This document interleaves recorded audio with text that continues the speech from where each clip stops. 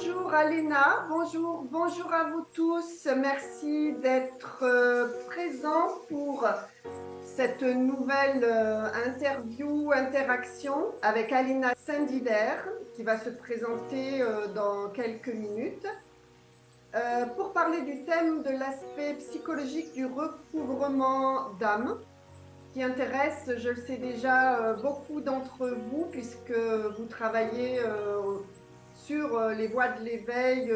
Vous êtes nombreux à travailler sur le recouvrement d'âme.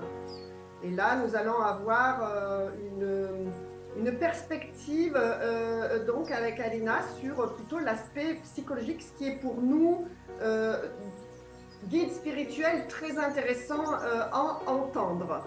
Voilà. Donc je vais repasser Alena en face à face et puis je te laisserai la parole.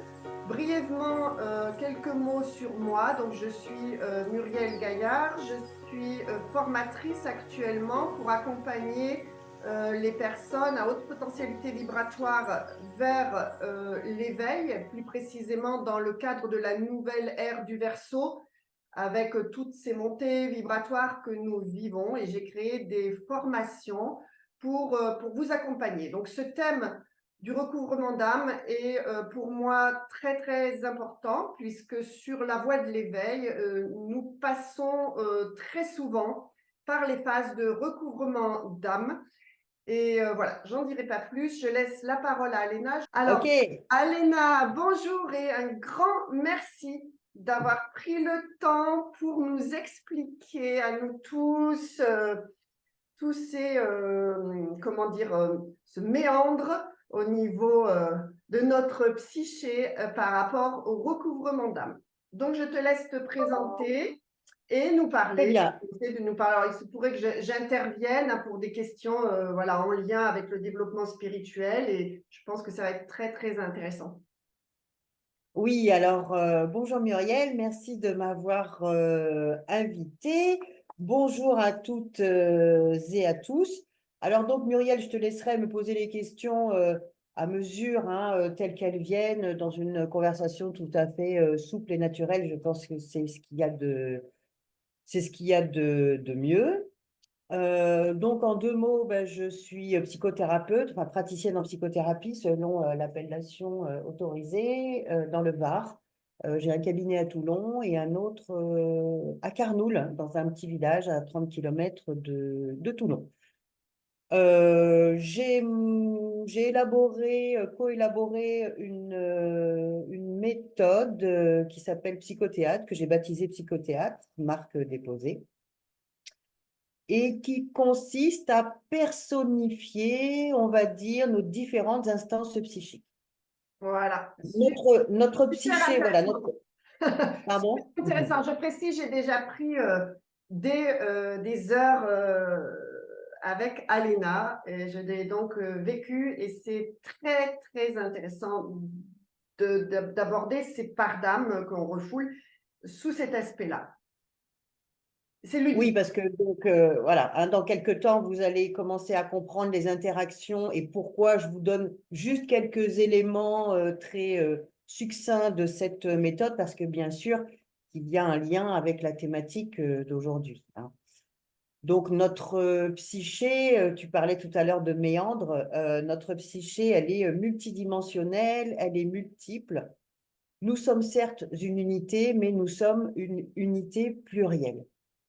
Euh, et cette unité plurielle, elle est tellement complexe, tellement infinie finalement à appréhender que pour nous, petits humains, qui avons aussi un cerveau analytique assez développé malgré tout, c'est important de pouvoir trouver une méthode qui nous permette d'explorer, on va dire, cette multiplicité intérieure avec une certaine facilité, une certaine aisance, et ça nous apporte aussi davantage de clarté dans ce monde qui est particulièrement touffu et complexe.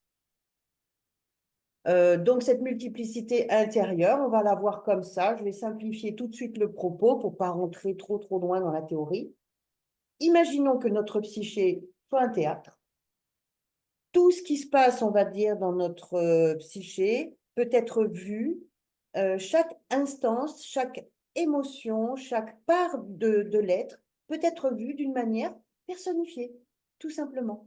Donc, on a un aspect de soi qui est ambitieux, un aspect de soi qui n'ose pas, un aspect de soi qui a encore d'autres aspirations, un aspect de soi qui a envie, un aspect de soi qui a peur.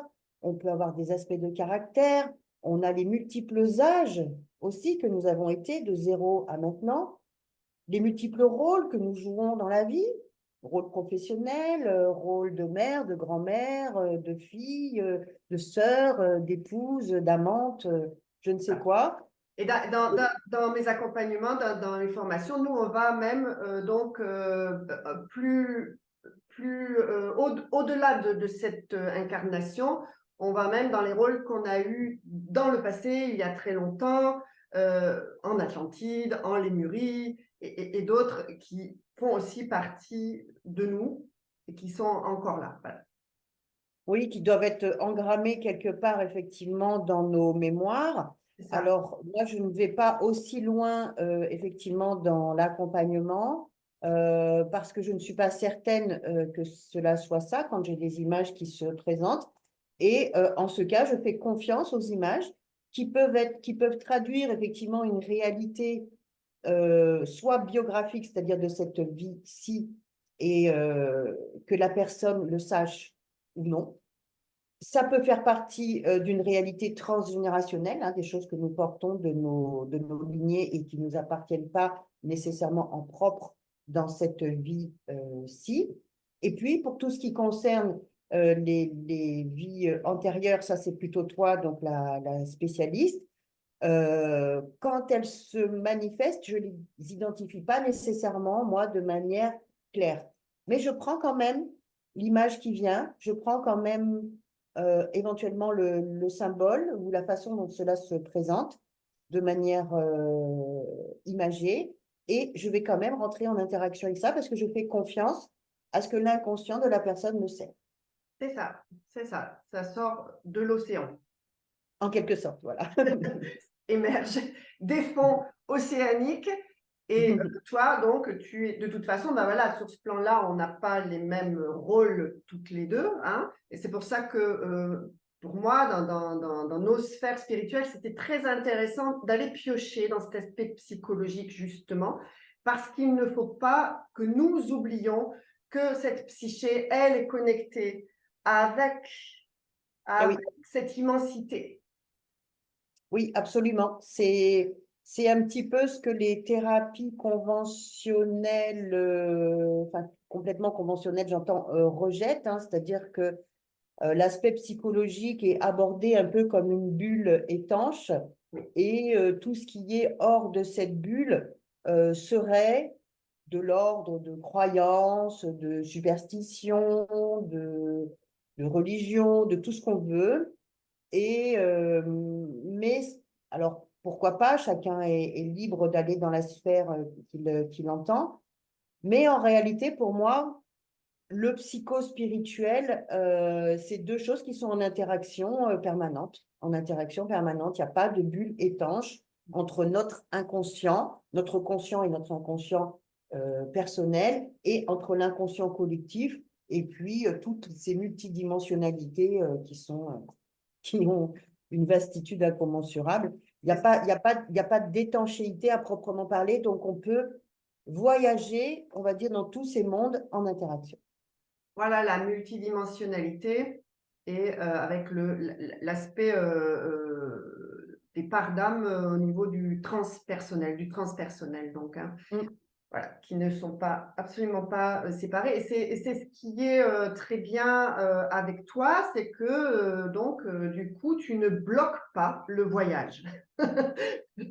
C'est ça, hein, ce qu'on pourrait avoir avec des praticiens plus traditionnels, voilà, dans un enseignement plus traditionnel de la guérison psychologique. Voilà, toi tu vas ouvrir au voyage. Et ça, pour moi, c'est très, très important d'utiliser cette part d'imaginaire dans les processus de rééquilibrage de notre santé mentale. Oui, D'ailleurs, l'imaginaire, c'est un pont entre, j'ai envie de dire, le monde de ce qui peut être une création à proprement parler, donc ce qu'on appelle communément l'imaginaire, mais l'imaginaire peut être un pont qui va nous faire glisser petit à petit, qui va nous emmener dans l'imaginal, hein, dans ce que Robert Dessoil et d'autres thérapeutes qui ont exploré, on va dire aussi, ces autres mondes, du coup, ont appelé imaginal pour le différencier de l'imaginaire tel qu'on l'entend de manière courante et qui serait pure création, pure invention, etc. Alors, C'est un pont. C'est un pont. alors j'aime cette idée du pont et j'expliquerai brièvement pourquoi. Mais l'imaginal, alors, est considéré comme quelque chose qui n'est pas purement imaginaire, mais Absolument. qui est connecté à enfin, à de l'existant, quelque chose qui existe. C'est ça la différence? Qui a une réalité ontologique, Ah, qui a sa propre, qui est une réalité. Les autres mondes que l'on ne perçoit pas avec nos sens habituels, euh, ces autres mondes ont une réalité et on peut s'y connecter par le rêve, par la pratique de la méditation, par la prière, par le jeûne, par le fait de mettre ses sens en hypostimulation ou au contraire en hyperstimulation. On a différentes techniques, on va dire, d'accès à ces autres mondes. Ça peut passer aussi par les plantes maîtresses, les plantes antéogènes. Ça peut être des expériences spirituelles spontanées. Ça peut être toutes sortes de choses qui nous permettent l'accès, on va dire, à ces autres réalités, mais nous, on est un petit bout. Nous sommes nous-mêmes ici, là, en ce lieu, dans cette vie-ci. Nous sommes un petit fragment de cette réalité incommensurable. Mais ouais. l'imaginaire est un début de pont, on va dire, hein, comme quelque chose qui se tisse tout doucement et qui nous permet d'y aller. Après, si on reste bloqué dans l'imaginaire, évidemment, on va partir dans notre propre fantasmagorie, ce qui est très créatif, ce qui est très intéressant, mais on ne sait pas. C'est là où les gens disent, je ne sais pas si c'est mon mental, si c'est ceci, si c'est cela. Bon, euh, D'où la il y a- nécessité, d'où la nécessité des guides. Hein, voilà. On en discutait hier sur Facebook avec certaines personnes d'accord. qui refusent l'idée d'un guide sur cette voie-là.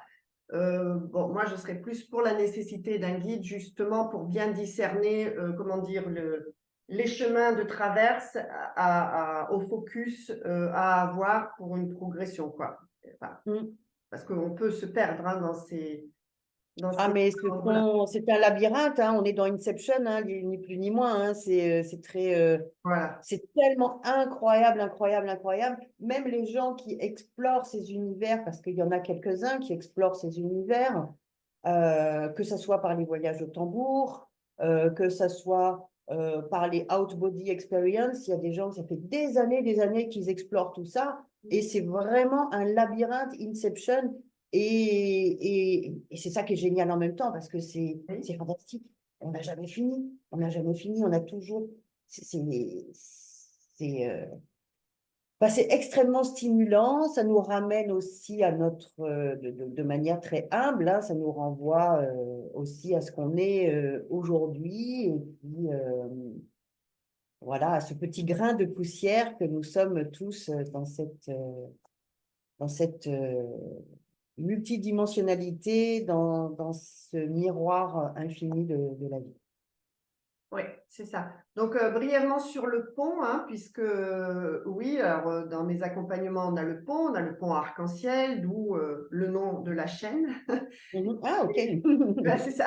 C'est ce pont, justement, sur le chemin de l'éveil qui va nous aider à réactiver des parts d'ADN. Ces parts d'ADN se réactivent avec l'imaginal. Hmm. Voilà, hein, c'est très bien. Ok. Là, justement, je fais le pont entre imaginaire et imaginal, Oui. puisqu'on a créé deux concepts différents. Et c'est aller, justement, avec un guide, réactiver ces parts uniquement avec la part imaginale. Voilà, hein, donc contrairement à, par exemple, ce qui pourrait toucher uniquement notre part terrestre, hein, notre part de dualité terrestre. À partir de ce moment-là, ce pont arc-en-ciel, on le passe avec un guide qui va aider à toucher à cet imaginal, mais justement guidé. Ça part pas dans tous les sens, hein, on a quand même un objectif. Oui, oui, c'est comme un guide de haute montagne, hein, si on n'est jamais, si on n'a Exactement ça. jamais franchi une très haute montagne avec ses dangers, il vaut mieux être accompagné par un guide expérimenté en qui on déposera sa confiance et envers lequel on aura infiniment de respect.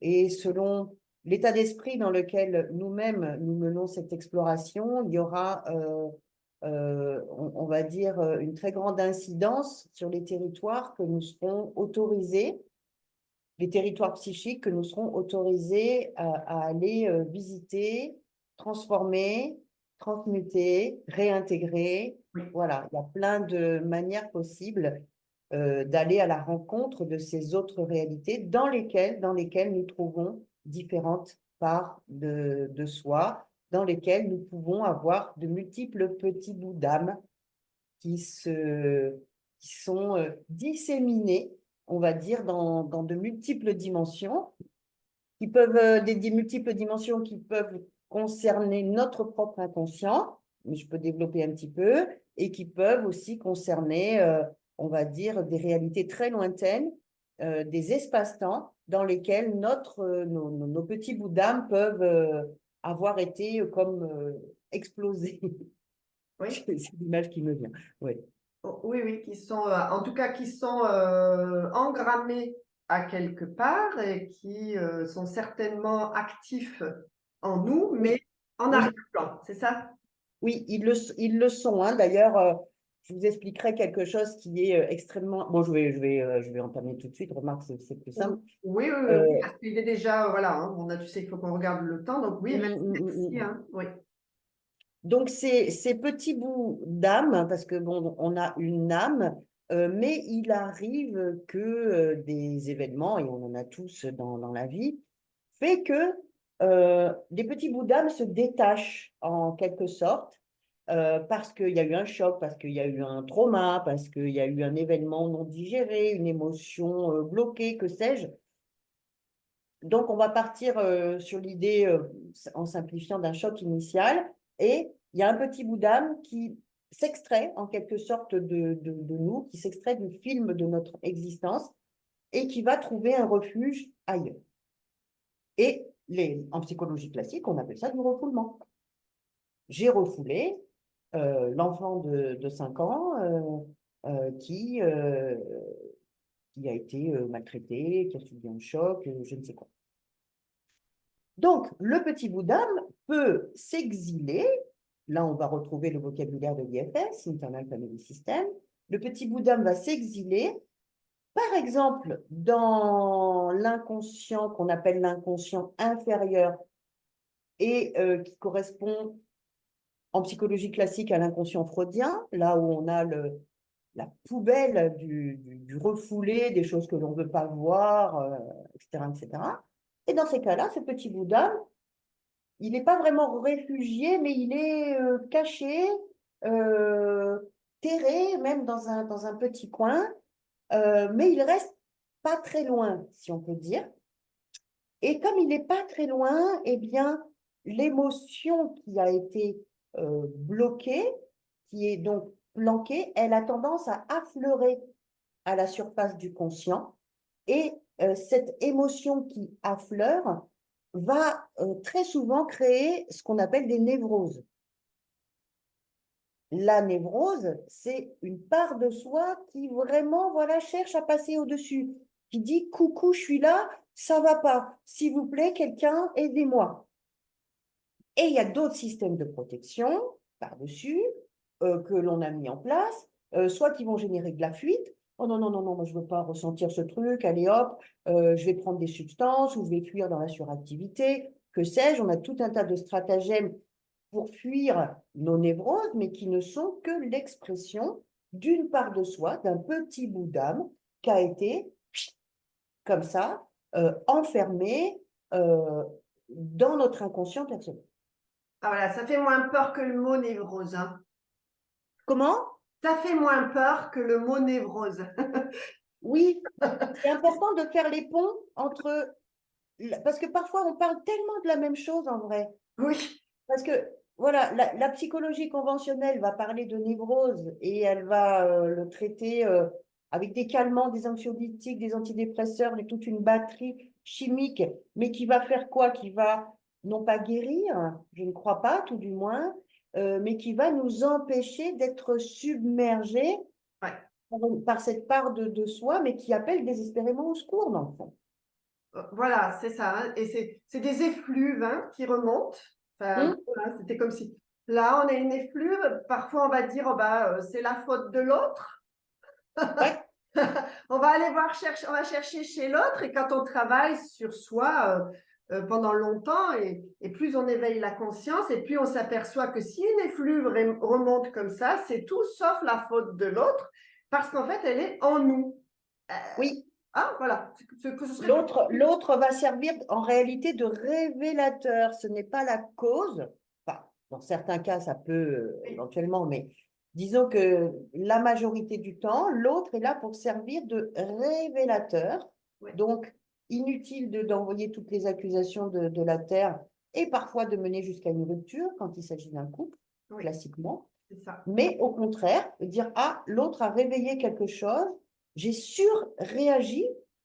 Objectivement, je sens que ce qu'il a dit, ce qu'il a fait, ok, c'est peut-être pas cool, mais quand même, à l'intérieur de moi, ça a réveillé quelque chose d'incroyable. Ouais.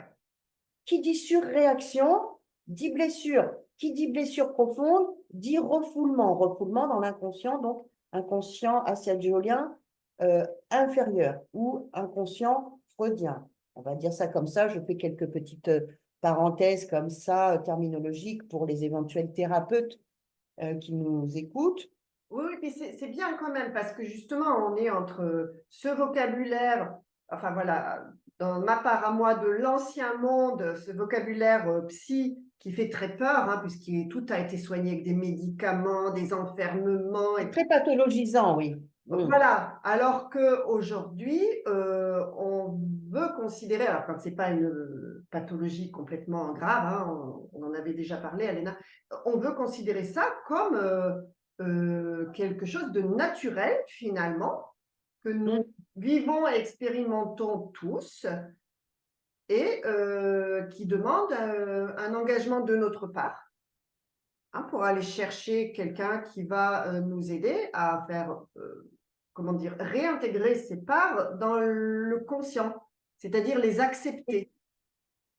Alors oui, il y a accepter et Oui, il y a aussi apaiser, oui, parce que le conscient peut accepter ses parts, c'est-à-dire réintégrer un petit bout d'âme qui a été exilé, oui, mais sous réserve que ça ne déstabilise pas l'ensemble de la structure psychique. d'accord. Je vais prendre l'exemple caractéristique d'un un trauma grave. Voilà, c'est ça. Un Ouais. trauma grave. D'ailleurs, les gens le disent, oh non, non, je ne veux pas remuer ça, c'est passé, c'est fini. Les gens, ils ne veulent pas, rien que d'y penser, ils ne veulent pas remuer un trauma. OK. Mais alors, il y a certains cas où, de toute façon, il ne faut pas y aller comme un bourrin comme ça, hein, surtout pas, hein. Il faut y aller avec une infinie délicatesse. Il faut prendre contact, que le thérapeute prenne contact avec cette part qui a trouvé exil. Pour le moment, on est dans l'inconscient inférieur, mais il y a d'autres espaces-temps dans lesquels une part d'âme peut prendre refuge. Donc, il s'agit pour le thérapeute d'être infiniment aimant, délicat, non jugeant, Ouais. quel que soit ce que la personne a vécu ou peut-être elle-même fait Mm. et qu'elle ne veut pas voir. Ouais.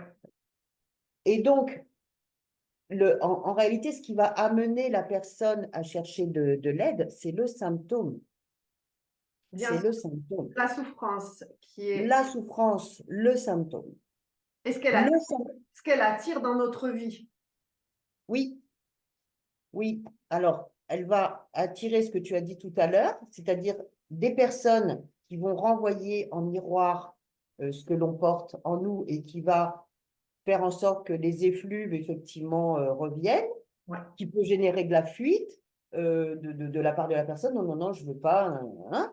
Ou du Mais combat. à un moment donné, les schémas répétitifs de la vie font que quand ça se répète souvent, tout le temps dans la vie pro, perso, ou des fois plus ou moins les mêmes scénarios qui se répètent, c'est un appel de notre âme à prendre les choses vraiment à bras le corps et aller chercher une part de soi qui souffre, un petit bout d'âme exilé, dans l'inconscient personnel ou dans l'inconscient collectif. Et ça, c'est propre au chamanisme, dans l'inconscient collectif. Les chamans disent que l'âme, les petits bouts d'âme peuvent prendre refuge dans les trois mondes, le monde du bas, le monde du milieu, le monde d'en haut, qui correspond grosso modo à l'inconscient collectif jungien, grosso modo, on ne va pas rentrer vraiment dans les détails. Et je me suis perdue dans ce que je disais, mais c'est pas grave, je vais raccrocher d'une manière ou d'une autre. Donc, il s'agit donc pour le thérapeute de prendre en considération le symptôme, et le symptôme n'est que l'expression d'une part de soi qui envoie un message. C'est Voilà. le SOS, c'est le euh, help, Ouais. voilà. Donc, c'est le SOS d'une part de soi en souffrance. Et quand on bloque un symptôme, d'ailleurs, avec une médication, par exemple, et qu'il est vraiment bloqué, il va trouver un autre symptôme, il va trouver une autre manière. Oui, bien sûr. Surtout que, bon, au niveau du timing, c'est que là, clairement, ça doit sortir aussi. Oui, Tu comprends ce que je veux dire, hein? C'est que tu peux aller chercher à faire sortir des trucs. Si c'est pas le moment, ça sortira pas. Par contre, quand il y a un timing, parce que voilà, nous avons une voie d'évolution, notamment au niveau de l'âme, ben, il y a un mm, timing. Et là, on te dit, OK, là, il faudrait peut-être aller voir quelque chose et puis on va éviter. Et puis ça va ressortir parce que l'univers va dire, non mais attends, on avait dit qu'il fallait aller réintégrer cette part d'âme là. Tu en as besoin sur ton chemin. Et toi, tu fais toujours comme si tu n'entendais pas. oui. Et donc, il va y avoir de nouveaux événements, et c'est ce qu'on appelle plutôt nous les foudres karmiques, Mm. quand il s'agit de mémoires karmiques aussi, hein, parce qu'elles sont douloureuses à gérer. La mémoire karmique est douloureuse, qui va devenir de plus en plus claire.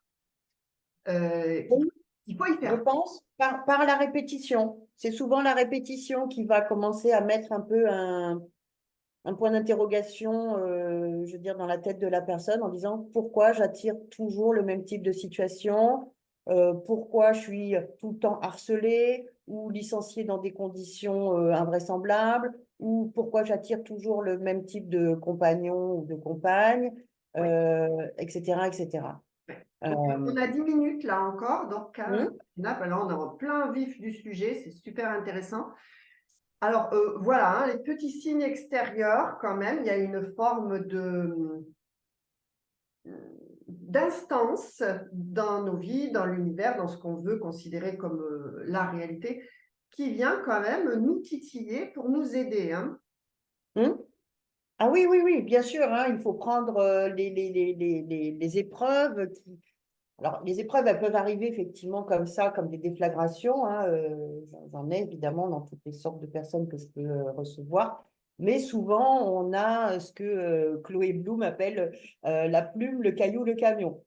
La plupart du temps, les épreuves, ou quand notre âme cherche à nous réveiller, elle nous envoie des petits signes, des petits trucs, comme des petites plumes là, qui vont nous dire eh oh, regarde, c'est par là. Eh oh, tu devrais prendre telle ou telle chose en considération. Puis si on comprend toujours pas, ben on se prend un caillou, deux cailloux, bam, boum. Oh là, euh, on essaye de nous réveiller, l'univers essaye de nous réveiller. C'est ça. Donc ce mouvement d'éveil, il est quand même naturel. Je le crois. Ah oui, je le crois moi aussi. Euh, C'est cette forme sur la voie de l'éveil où ben, c'est naturel. C'est plutôt qu'on va être sourd si on n'y va pas. C'est qu'il y a une forme de surdité, de déni, parce qu'on refoule la douleur émotionnelle peut-être qui est liée à ça. Il faut d'abord supporter l'émotion. Oui, ou peut-être parfois tout simplement l'ignorance, c'est-à-dire que l'ignorance, qui est un des trois poisons de l'esprit, hein, selon le bouddhisme, fait que les personnes pensent que ça tombe toujours sur moi. Pourquoi quand il y a un avion dans le monde, ça tombe sur mes pompes précisément, etc., etc. Donc, ils le voient plutôt comme une succession de galères, de malchance, et non pas comme des petits cailloux qui sont là pour nous dire eh oh, il y a peut-être un truc à travailler. C'est Donc, ça. l'ignorance peut faire en sorte que les personnes ne tiennent pas qu'à ou ne voient pas le message caché derrière et la possibilité de libération et d'évolution cachée derrière ces épreuves, ces cailloux que l'on se prend un peu dans la figure. Et parfois, quand notre âme elle est insistante et qu'elle nous dit quoi? Tu comprends toujours pas. C'est pas un caillou que je t'ai envoyé, c'est 10 cailloux. Donc, cette fois, tu vas comprendre. Et la vie nous envoie le camion. C'est-à-dire que là, bam, là, on se prend une claque majeure. Et normalement, cette claque majeure qui est extrêmement rude, insupportable, inacceptable, Mm. elle est là pour une restructuration psychique. Et d'ailleurs, dans la majorité des cas, ça crée une restructuration psychique. Il y a un avant et un après Oui. dans la perception des gens. Et une reconnaissance de l'évolution grâce au bien-être qui s'installe, bien sûr.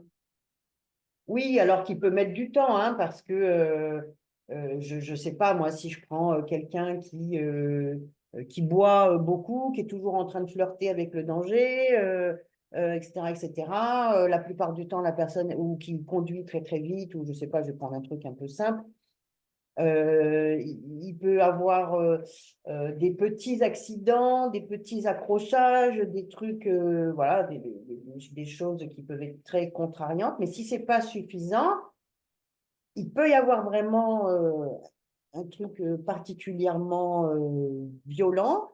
Et la personne aura eu tellement peur qu'au contraire, cette peur-là, elle va être salutaire.